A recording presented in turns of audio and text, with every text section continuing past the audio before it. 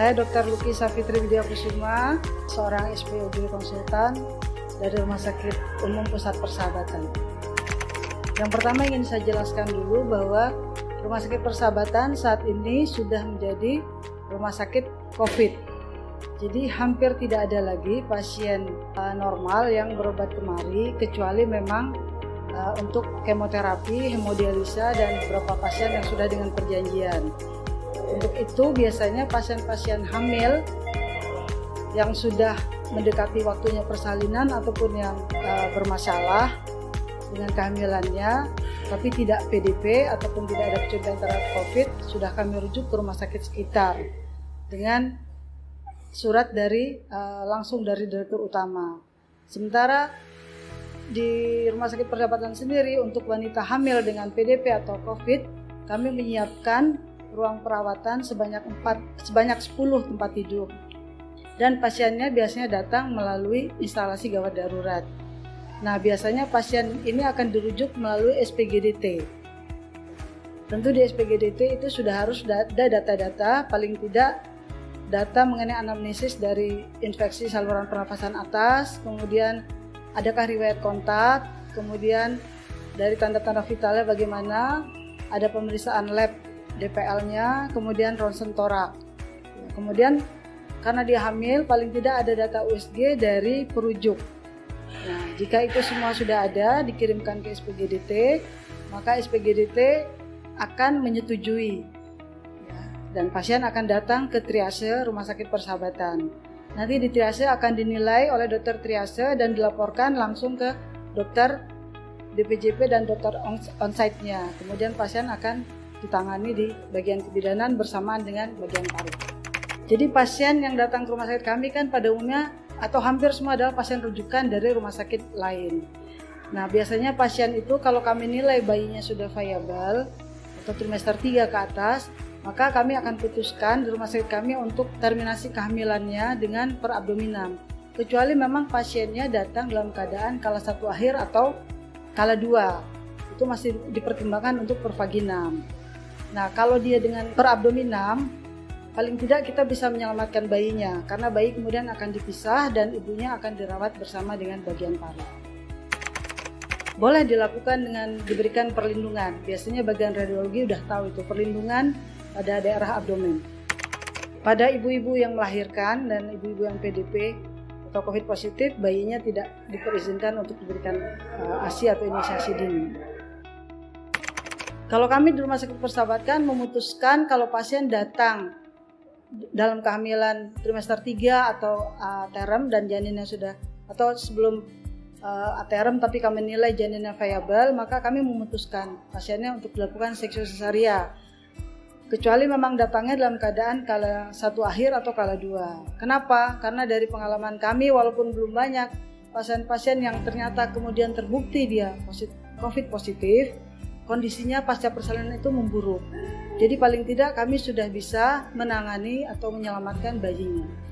Jadi dipersahabatkan, diputuskan bahwa pasien yang dirujuk akan kami lakukan terminasi kehamilan per abdominam.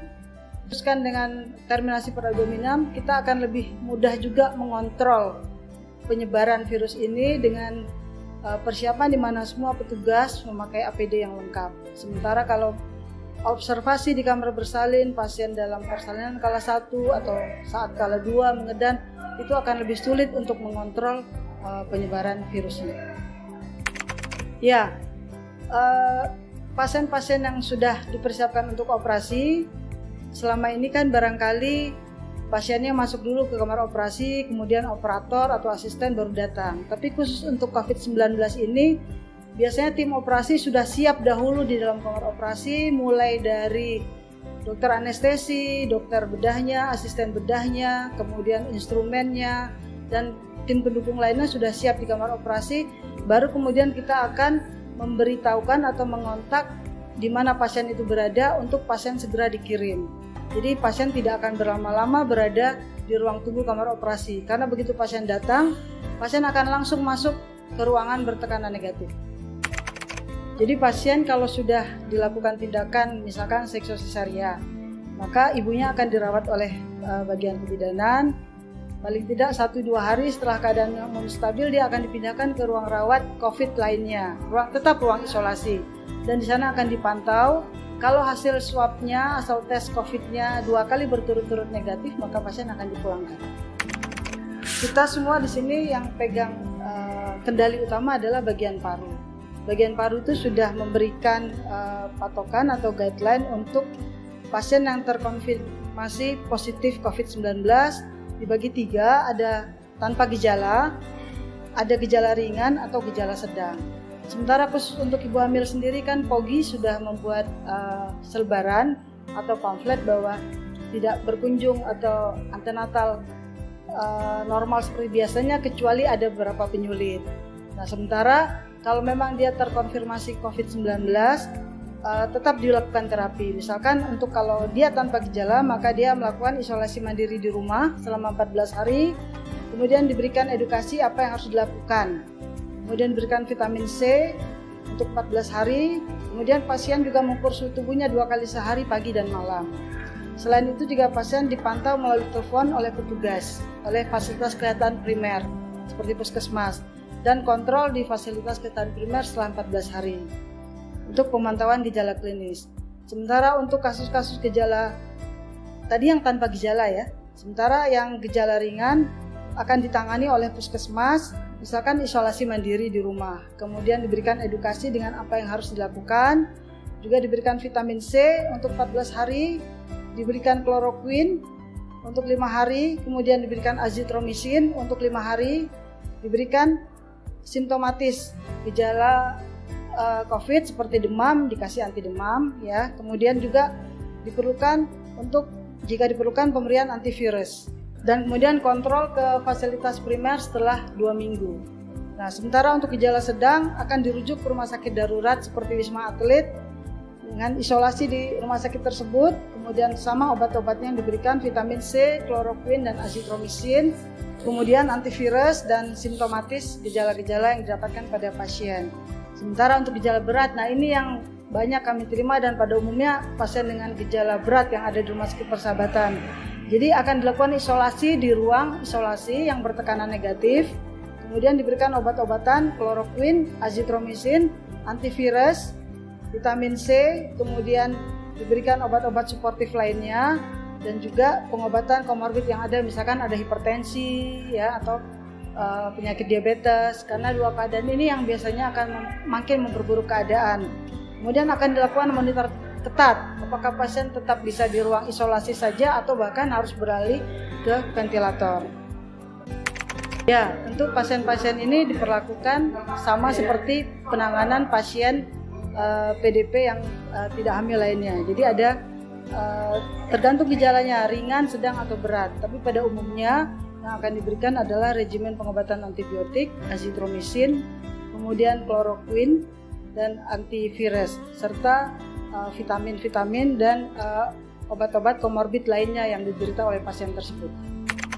Jadi karena di Rumah Sakit Persahabatan ini sudah dijadikan rumah sakit COVID, maka pihak rumah sakit dengan tim PPI-nya sudah melakukan zonasi. Jadi rumah sakit ini dibagi menjadi 3 bagian. Zona hijau yang aman, zona kuning, peralihan, dan zona merah, di mana di sana dirawat pasien-pasien COVID ataupun daerah-daerah yang menuju tempat perawatan pasien COVID atau daerah tindakan. Nah, dengan adanya zonasi yang jelas seperti ini, maka semua karyawan akan lebih hati-hati saat melewati jalur tersebut, karena jalur itu semua sudah dipasang line-nya sesuai dengan zonanya. Ada line hijau, line kuning, dan line merah. Nah, pada umumnya hampir semua karyawan akan masuk melalui satu pintu. Dalam hal ini kami menyiapkan satu gedung yaitu Gria Puspa. Pasien semua akan masuk melalui Gria Puspa. Di sana pasien akan berganti baju. Dengan kami menyiapkan loker untuk karyawan menyimpan barang-barangnya, mengganti baju tugas atau baju scrub. Kemudian pasien akan keluar melalui pintu belakang untuk menuju tempat kerjanya masing-masing. Nah, nanti pada saat pulang mereka akan kembali menuju Gria Puspa melalui pintu yang sudah ditentukan, langsung membersihkan diri, mandi di kamar mandi yang sudah kami siapkan. Untuk kemudian dia kembali lagi mengganti pakaiannya di ruang ganti, kemudian bisa mengambil barang-barangnya dari loker dan kembali keluar dari pintu utama Gria Puspa. Jadi tetap melalui jalur hijau. Pada umumnya karena kami sudah tidak menangani pasien-pasien yang normal lagi, jadi pasien yang kami layani di poli itu dengan APD yang sesuai dengan standar di poliklinik. Jadi dokter dan perawat memakai baju scrub dengan baju pelindungnya, kemudian memakai topi dan masker.